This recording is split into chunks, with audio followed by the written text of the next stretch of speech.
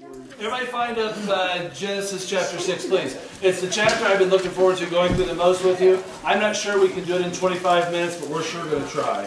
So I'll talk fast if you guys promise to listen fast. Make sure you've got your electronic devices put away. My Bible. Oh, okay. You promise? Yeah, look. That's sweet. And so God is texting you during the lesson? Okay. And then I also want to make sure your pen writes, because this is stuff I think you'll use the rest of your life. So make sure you're marking stuff down. Before we begin, though, because if you just sit down and read chapter 6, you'd be like, oh my goodness, what is he talking about? I want to make sure we review real fast. Chapter 1, remember, he gave us the quickie version of what God did, how God created the world. Chapter 2, he gave us some details. Chapter 3 was all about the first sin that Adam and Eve committed. This chapter 4 was the first murder. And then chapter 5 was a lot of details of who was the dad of who and so forth. Give us all the history. Now we're going to get to the good stuff. 10 generations after Adam, we find a man named Noah. Before we get into that, I want to talk about some words, because it really comes to play in what we're going to talk about later. And so let me set the stage. Who remembers, we talked about catastrophism the very first week. Who remembers what that is? Something catastrophic. The evolutionists believe in it. The creationists believe in it. Everybody believes that something, yes, Noah? That something came and, like, destroyed the earth, a big meteor or a flood. Geologists and paleontologists have realized that something has happened to this planet in the past. And they're not sure what it is, but something has happened that has caused a major catastrophe. Write these down if you would, please. There's 3 ideas of what's happened. One is that they think it was a great flood. That would do it. One is that there was a huge asteroid that smoked the earth. You've been very good. And another is that there was once an ice age. But anyway, there are certain things that they found as they're digging up stuff. The easiest one for me to explain is fossils. Okay, how did fossils get here? Because if your dog dies, what happens within a month or two to the flesh, the meat, the skin? It gets eaten by bugs. There's little tiny itty-bitty creatures come and they feast on it and eat it all. No matter where you are on the planet, there's little insects. That's their job. They eat dead flesh. But the bones they don't eat. So what happens to the bones? They decay. Yeah, they decay. And after maybe 5 years, you'd pick up an old bone, it would just fall apart like chalk in your hand. Okay? So how is it that when we dig in the earth, we find fossilized bones? Because if the dinosaurs would have died, why wouldn't they have rotted? Why wouldn't they have decayed? So there had to be a catastrophe. Also, other things were fossilized that shouldn't be. Like there's some little bugs they found fossils of. There had to be some kind of catastrophe. I had 2 or 3 more here, so let me look at my notes. Oh, how rivers have changed their shapes. How some mountains seem to be very pointy and some other mountains seem to be very rolled over. And then sometimes they find, like that, I was just reading in National Geographic last time I was at the chiropractor. They found, they call them mountains in Egypt, but they're not really mountains like we would consider them. It's high places, a couple thousand feet above sea level, where they found, recently they were digging in there because they thought they would find some things about the ancient Egyptians, some little pyramids or something. And they found the fossilized remains of a whale. Now explain to me how in the mountains of Egypt, where it is a desert, how did a whale get up there to die? Did a whale just get, like, man, I want to die on the top of that mountain? You know, no whale's ever done that before. You know? So only a catastrophe could explain that. The rivers aren't where they were. The oceans aren't where they used to be. Something has happened to this planet, and it's obvious. So there's an idea out there. No matter what if you believe the Bible or not, you believe that there is some type of a catastrophe. Next one, the young Earth theory. I want to throw that out there because we didn't discuss that. We haven't yet. Another question I had for you is, before the flood and then after the flood, do you think the rivers and the oceans and the seas were in the exact same places as they were after as they were before? I'm going to throw out to you, I don't believe they were. I think if you would totally flood something and then pull it back, it's totally different. We'll get to that at the time. We won't come to that just yet. The young Earth theory. Okay, if you're going to believe in evolution, they believe, if you're going to put this number down, about 3 trillion years. If you're going to do everything that they say has happened, from Big Bang to you and I talking here on November the 28th, they need about 3 trillion years for all that to happen. So either the universe is about 3 plus or minus, you guys know how to make that math symbol, about plus or minus 3 trillion years old. That's a trillion with a T. If you read the Bible and take it backwards from Jesus, you need about 6,600 years to today. So either the world is 3 trillion years old or 6,600. Is that number close to each other? Nowhere near. So what I think science should be busy doing is this, trying to decide how old is the Earth. There are a lot of scientists who do not believe in Jesus, do not believe in God. You've been really good. Thank you. Who do believe in a young Earth. And so if you believe in a young Earth, you can't really believe in evolution as it's taught in schools. Anyway, a few of the things that they found that pretty much try to prove that the Earth is young. One is that, John, you've been really good. I appreciate you. Here. I have a sugar-free candy that's in the flavor of caramel apples. One is that magnets. The Earth has a magnetic field around it. And you guys know that, because if you take out a compass, it always points north. Why? The compass is magnetized and the Earth is magnetized. And that's part of the reason why we have been very safe from asteroids. Stuff comes flying towards us through space, and guess why things veer off? Things don't come into the Earth that would destroy us and end us before Jesus wants us to be ended, because we get this huge magnetic field. You guys seen the Star Wars, how spaceships were supposed to have these fields around them where you couldn't shoot? Alright, the Earth actually has one of those. But it's magnetic. Do you guys ever see an old magnet? I wish I should have brought mine in. I had a horseshoe that I bought. Remember when the book fair comes to school, like when you're in elementary school, and your parents give you $1 and you want to buy a pencil or a comic book or something? And one year I bought a horseshoe-shaped magnet, and it was awesome because I could pick up stuff with it. You know, if I dropped a paper clip, I didn't have to bend over. I could just put my little thing on it and it picked it up for me. If I got that out now, would it even pick up a paper clip today? Good. Actually, it doesn't. Magnets over time lose their magnetism. So if this world was 3 trillion years old, would the Earth still have a magnet? Second question is that the oceans are saltier every year. Every year they can test that, and there's more salt in the ocean. Well, if the world was 3 trillion years old, again, I think you'd be able to walk across, from North America to Europe, because it would be so salty. Another thing is, I don't know if you guys have been told this, but since the Big Bang, the universe is expanding.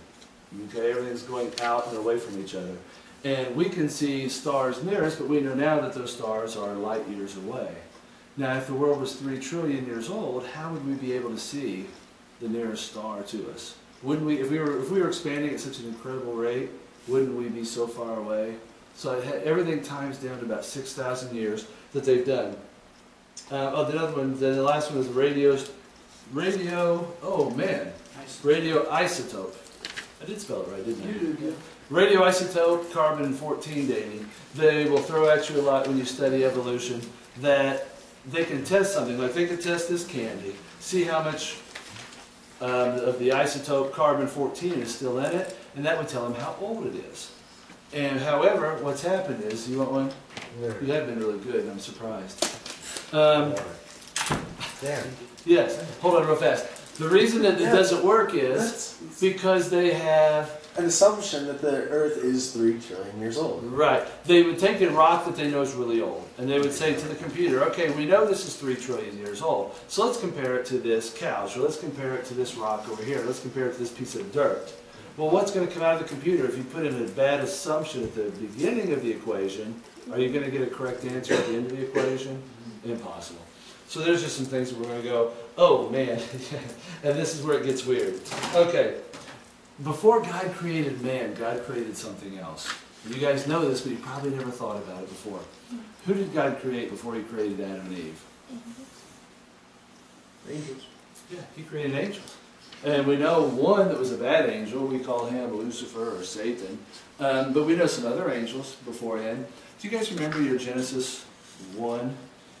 God said, let us create man in our image. If God is one, who's the us? Who's the we that is creating? Okay, we know that Adam and Eve talked to the devil in the garden. And we know also that there was a huge falling out about that time. We are not God's first children. We are God's second. Okay? First, He created the angels. Could you write these 2 words down for me?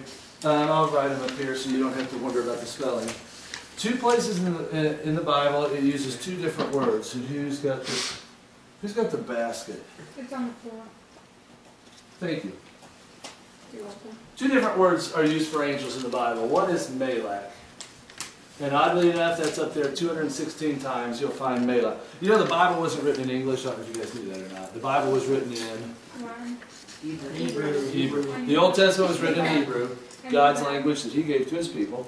The New Testament was written in Greek because that was the worldwide language 2,000 years ago. So the Old Testament was written, and I can't write Hebrew. I never learned it. It looks like this. When you look at it, it looks like squiggles and dots. If you ever see Hebrew. But we would pronounce it in our language Malak. Okay? That word means a messenger. And I might say, hey, could you go tell Tom a message for me? John would be my messenger. He'd be my Malak. Okay? 222, I thought that's funny because that's what we did this summer. Times was the word Bene, not Hana. Elohim. You guys may have heard that word Elohim before. It's a name for Lord or someone who's like your king. And basically what it's saying is sons of the Lord. We would say in English, sons of God. Okay? 222 times it says in the Bible, Bene Elohim. Every single time except one, that got translated into your English Bible as the word angels. Okay? As for instance, I threw one out there in Job 38. You see that next, we're going down in order in your paper. In Job 38, God is talking to His servant Job. Job is actually the first book written in the Bible. When the Bible was put together, you guys does anybody here have a lot of books? I know Hannah does. Macy, you've got a bunch of books, the other Macy too. How did you organize your books on your bookshelf? Just stick them up there. You just threw them up there in the old order? I took a little, you did it by author? Okay. I did mine by subject. Like if you come to my office, if you want a book about the Bible, I got that one section. If you want a book about family, I got one section. So, and whenever you're talking to me, if I want to refer you to a book, I don't have to spend all day. There was one time, to be funny, I put them by color, and it totally killed me because then I had to think, okay, 6 hours one Friday, was it a red cover or a white cover? But anyway, now I keep mine by categories. That's how the Bible's put together. It's by categories. It goes history, and then poetry, and then the prophets is the Old Testament. Job is a book of poetry, so it doesn't come in your Bible too much later. However, Job was written before the flood. And so Job is the first book of the Bible. In Job 38, God says to Job, you weren't there when me and the angels were creating this universe. Job is complaining to God. He's telling God, God, you're screwing up. You're messing up. You made this mistake, that mistake, the other. And God comes to Job and says, who are you to tell me that I made a mistake? I was the one who created this. I'm the one who created you. You weren't there when me and the angels were putting the world together. It says that word Bene Elohim, which means sons of God, which is translated angels. However, we're going to run into it the one time in the Bible it says sons of God instead of angels in your English. And that's why I think the Hebrews weren't confused on this. Other people aren't confused on this, but Americans have because of what Bible translators have done. And we'll get into that in just a second. Let's get into it. The first 4 verses of the Bible, and I'm sure you've never read it this way before. Everybody turn to it if you would, please. No, I cruised right past it. I threw it out there so you guys can look it up and not wonder if I'm lying to you. No, we're going to Genesis chapter 6. Good to have you back. Yes. Do you need one? Yeah, go ahead. Hurry back. All right, who's going to read this for us? Thank you, Rachel. All of it? Yes, please.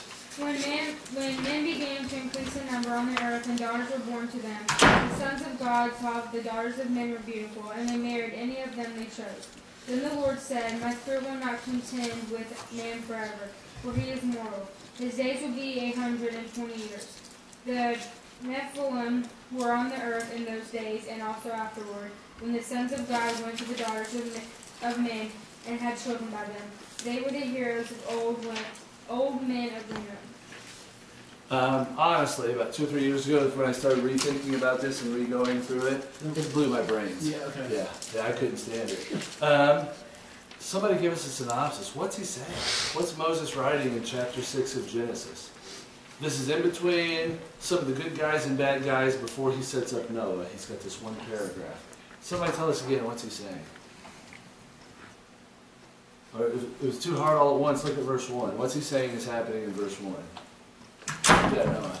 Well, he's saying that as the population grew, angels kind of started to like the women. Yeah. Now, you remember I threw out there, my thought is, the Bible doesn't say yes or no. My thought is God created many Adams. But we're not told that. We're not told that God only created one. But we're not told he didn't. But Cain is afraid of other people. And if it's only 4 people in their house, and he's killed one of them, it's him, mom, and dad, why would he say to God, God, I'm afraid of these other people that they will kill me if you kick me out of the garden? Well, who's the other people? It would have to be the angels that God's allowed to live on earth, which obviously we see in chapter 6 was happening pre-flood. Or God created many other people. Now he tells us about Adam, but he doesn't tell us Adam's the only one I created out of the dust either. Right. So, but also God is allowing who to live on the earth? He's allowing the B'nai Elohim. Who are B'nai Elohim? Sons of God. Yeah, it mentions that when Samson's mom and dad want to have a baby but can't. So Samson's mom and dad cry out to God, please let's have a baby, we'll do anything. And then B'nai Elohim shows up and says, you're going to have a son. His name will be Samson. He will be great. We don't think, oh, that's a person. We think that's an angel. So in this context, because it kind of blows our minds, we don't like the thought. Angels lived on earth. Now, remember what we said before. 6 times it mentioned in the first 5 chapters that when God created man, he created them male and female. Why would he tell us that 6 times? Male and female, male and female, male and female. To us it's obvious. I mean, I can look around the room and I can see God created us male and female. But why would Moses be telling us 6 times in the first 5 chapters of the Bible, when I created people, I made them male and female? Because we're not his first creation. What's his first creation? Angels. The angels. How are angels created? Okay. Yeah, they're all male. So God's perfect world, his perfect Eden, had both of his sets of children living there. Angels are living on this earth. Humans are living on this earth. Is that a good thing? Well, what did the one angel do to Eve? Tried to get her to eat the apple. What are the angels doing here? Remember we mentioned before when we went through it, I brought this out, 6 generations, and they had already discovered how to make copper, bronze, and iron. Okay, if you left me on an island with nothing but my hands, would it be 6 generations and my kids would be mining and making metal? Not a chance. I'd be lucky to survive a week, to be honest with you. How is it that the people were able to so quickly prosper? And actually it says Cain was building a city. Okay? He wasn't scrapping around in the dirt on his hands and knees. He was building a city. How is it that the technology grew so quickly from nothing? You know, 6,600 years ago, the first man's created. About 5 years later, there's cities being built, and there's mining, and there's weapons, and everything else. Because who was here? The angels. Who was helping God create Job 38? God allowed the angels to help him create. You think they knew about this world? You think they understood a little bit? I think it was God's plan from the beginning to let my new people, who are my noobs, who are totally getting pwned on this earth, don't even know how to survive, I'm going to allow my angels to live here and to help them, to be a part of them. Now, question for you. Are there angels today? Yes.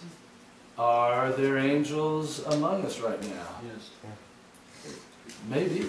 It mentions in Scripture one place about guardian angels. It mentions other places where the angels can come and be with us. Okay? But can we see them? Talk to them? Have a sit-down chat on our schedule? No. Okay? There are angels today, but God has limited them. Because the first time God let us live together with them, what happened? Well, the angels that are all male saw the humans that were half female and thought, wow. And they lost their focus from doing what God sent them here to do. And what became their focus? Women. Yeah. Making babies with those women. And look at verse 4. What do we call those babies that were born? Three's kind of funny. I was going to talk to you about that. I don't understand why he stuffed that in there. I understand why it's in the story. I don't understand why it's in between verses 2 and 4. He talks in verse 1 there about, in those days, the angels were allowed to be on the earth with the people. People could see angels, angels could see people. It was almost like the two creations of God were equal. However, one would have been much older, much wiser. They were there for creation, so they understood how things went. So the older, wiser brothers are helping the younger newbies to survive. However, things don't go well. Their mind gets on evil. The angels want to make babies with them. The word Nephilim, if you want to write that out to the side, put it out to the side where I wrote down Bene Elohim for you. The word is translated sons of God, but really every other time the Bible is translated the word angel. Over there, write down the Nephilim. The Nephilim is the Hebrew word for giant. Giant. So when an angel has a baby with a woman, what comes out? Half and half. You know, a half angel, half man, which would be superpowers. Let me throw this out at you. I don't know if you guys have ever studied ancient cultures very much, but if you look at like the Egyptian cultures, South American, the Incas, the Aztec, the Mayans, and if you look at some of the Asian cultures like the Indian and the Chinese, look at the Greek and the Roman and some of the Celtic, some of the oldest European cultures, they're almost all identical in what they say. They all believe in a flood. They all believe that there were gods that were male that came down and had union with the females, and then born were the heroes. Hannah loves the Greek mythology. What are some of the Greek heroes? Hercules. Okay, who was Hercules' father? Zeus. Who was his mother? Hera. Was it a woman? Almost everyone. I know I studied the Mayans, and the two twins that were the Mayans, their dad was a god, their mother was a human. I know remember the Romans gave birth to that one guy, and he was raised by the wolves, but his dad was, who's the Roman big guy? Zeus was the Greek big guy. Who was the Roman big guy? Jupiter? Okay, Jupiter was the father and some human. All the ancient cultures tell the same story. That once there were creatures that came from another planet, they gave birth with women, and their offspring were the heroes. And there was evil those times. The Greek gods had the Titans, but all the ancients had huge gods. Well, man, am I getting too deep? I might be going too fast because I don't know if you guys ever thought of this stuff before. Remember I asked you the other day, last time we met, when was the first sin? We probably think the first sin was in the first year, but what if it wasn't?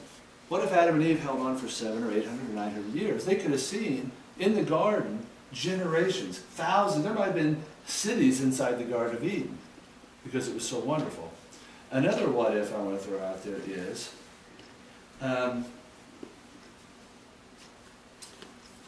what if oh man, I lost my train of thought because it just blew my mind away and I just thought of it.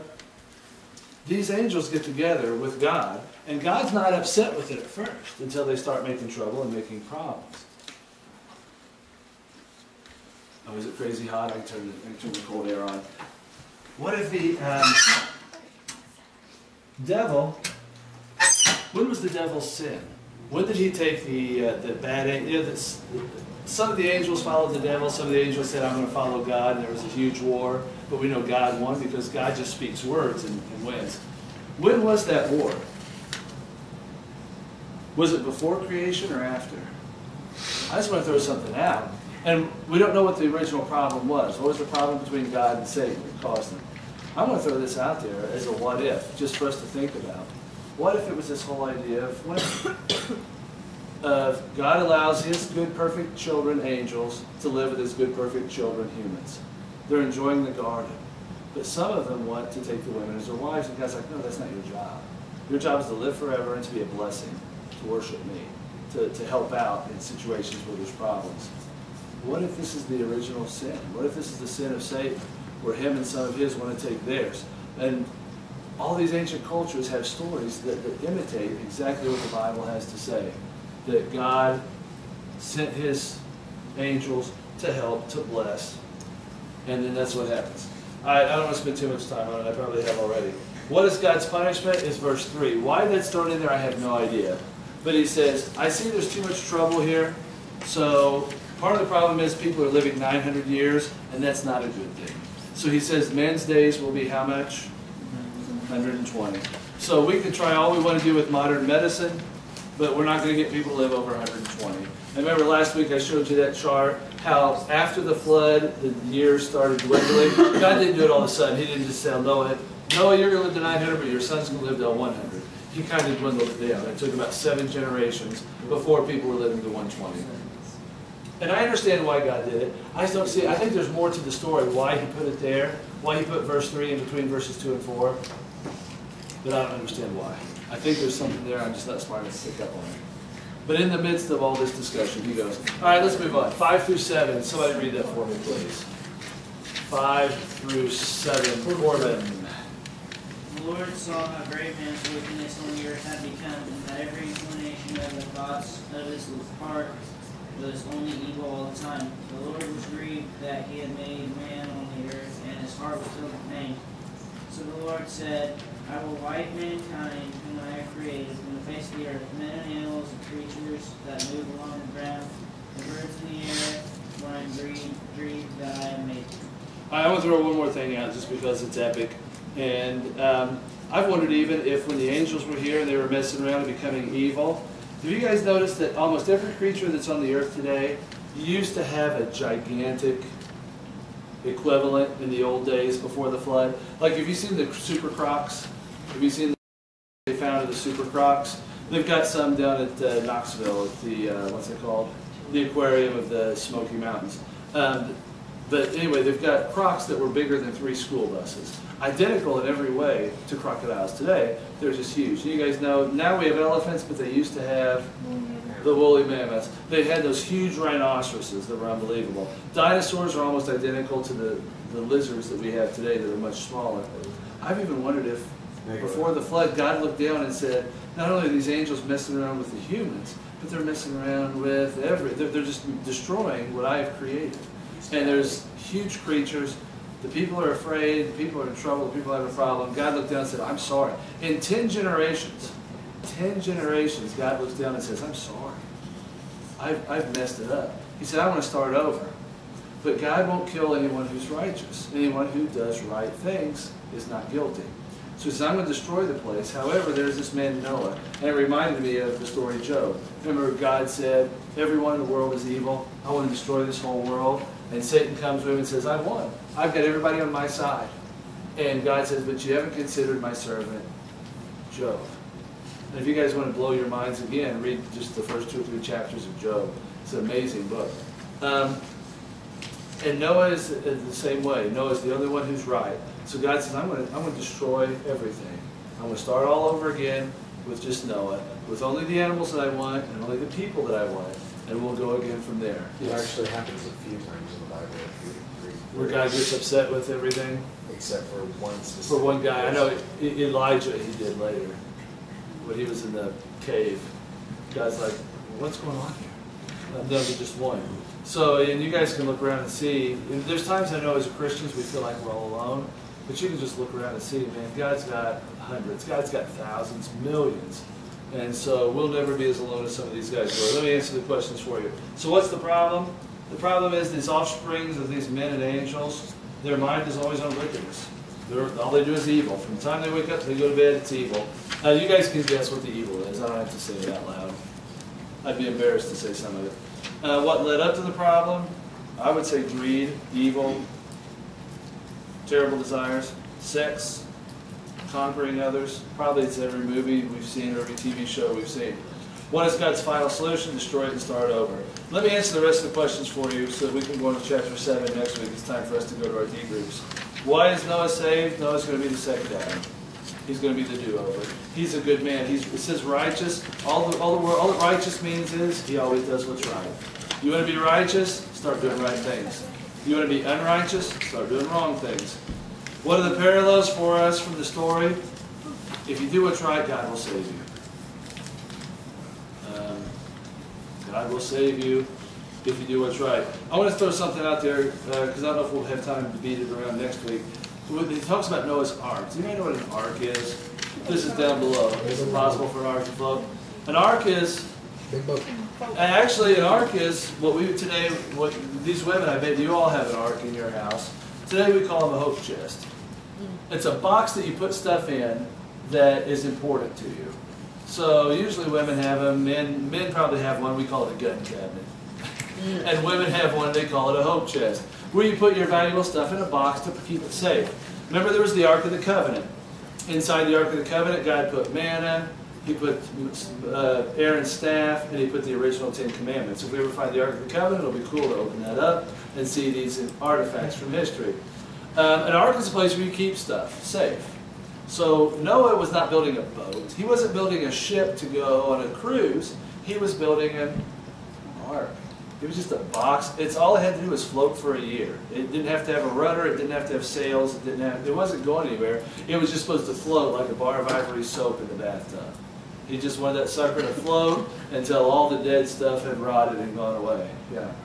If we did find the Ark of the Covenant, how would you plan on opening it up? I would send you in. The dimensions that are there, that are listed, if you go down to the bottom of 6, he gives the exact dimensions, how he's going to build the ark. And I thought this was the coolest thing. I read National Geographic all the time. They found a Greek vessel buried in the Mediterranean. They put the water, the water balloons, the air balloons in it. You know how they raise sunken ships these days? They actually fill them with things that look like really large ping pong balls. They stuff those in there, and that will lift, change the buoyancy, and lift sunken vessels, and they can get them up here and look at it. It's fun. They found a Greek vessel that's identical in all of these dimensions to the ark. Basically what it is the length, the width has to be about 1/6 the length. The height has to be about half of that width. And if you build something in that shape, it floats. Now, and you guys know what ships look like. They're longer than they are tall, and they're wider than, they're taller than they are wide. There's a certain dimension that things will float, and if you don't build them those dimensions, when you throw the ark there, it's perfect. God knew that 6,600 years ago. What people today are still just finding out. Also, this Greek vessel used wooden nails. Some have said, well, how is it he could have built an ark that would have floated for a year at a time that was before there was iron and copper and metal nails? The Greek vessel they dredged up used wooden nails. They've got one type of wood, actually olive. When olive gets wet, it expands. So what you do is you drive that olive nail in there. What happens when you put your boat in the water?